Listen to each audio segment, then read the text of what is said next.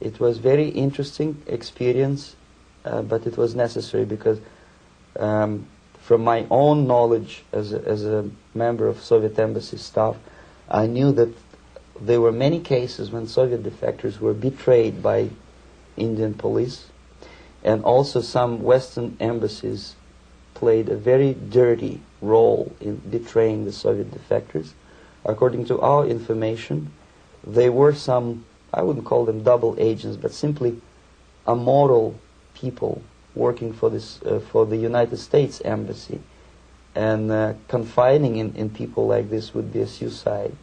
So I had to be extremely careful. I could not trust anyone, and that was the reason for such a crazy way to defect. Well, had you been caught in the act of trying to get out, what would have happened to you?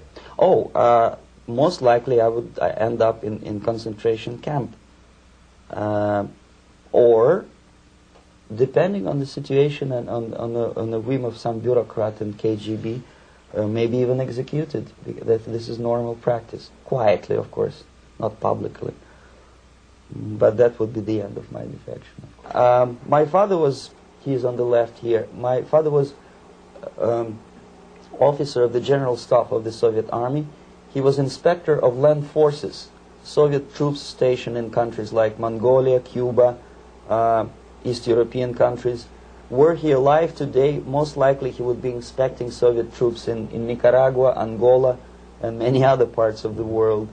Fortunately, he died, and he didn't see the disgrace, because deep inside he was a Russian patriot. He didn't like the idea of expanding Soviet military might, especially in the areas where we were not welcomed at all.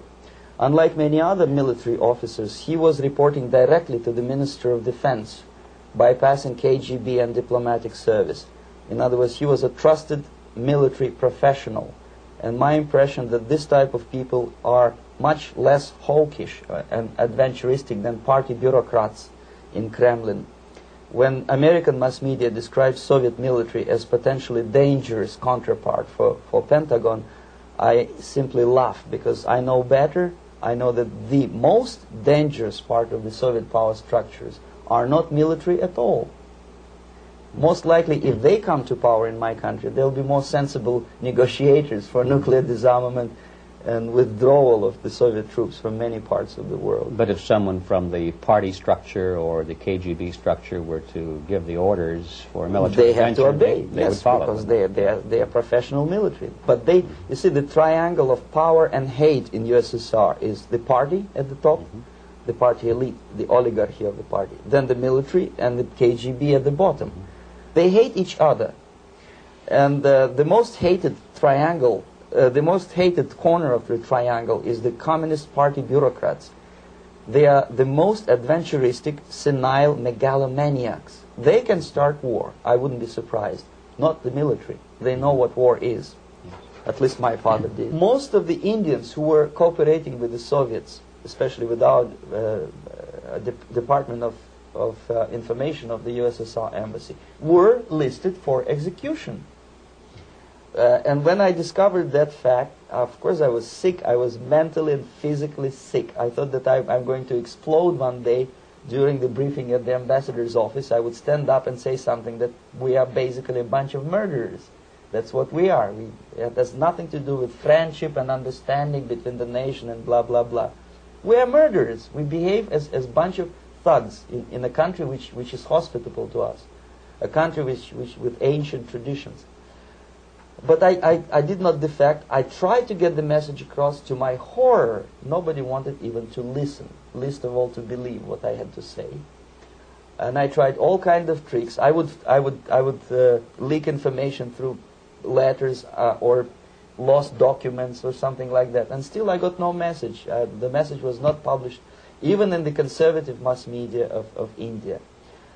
The immediate impulse to defect was Bangladesh crisis, which was described by American correspondents as Islamic grassroots revolution, which is absolute baloney. There was nothing to do with Islam, and there was no grassroots revolution. Actually, there are no grassroots revolutions, period. Any revolution is a byproduct of a highly organized group of conscientious and professional organizers, but has nothing to do with grassroots. In Bangladesh, it was nothing with grassroots. Most of the Awami League party members, Awami League means People's Party, were trained in Moscow in the high party school.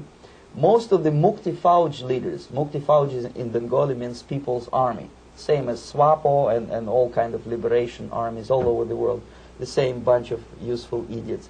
They were trained at Lumumba University and various centers of the KGB in Simferopol, in Crimea, and in Tashkent. So when I saw that Indian territory is being used as a jumping board to destroy East Pakistan, I saw myself thousands of so-called students traveling through India to East Pakistan, through the territory of India, and Indian government pretended not to see what was going on. They knew perfectly well, the Indian police knew it, the intelligence department of the Indian government knew it, the KGB of course knew it, and the CIA knew it. That was most infuriating, because when I defected and I explained to the CIA debriefers they should watch out because East Pakistan is going to erupt any moment, they said I was reading too many James Bond novels. Anyway, so East Pakistan was doomed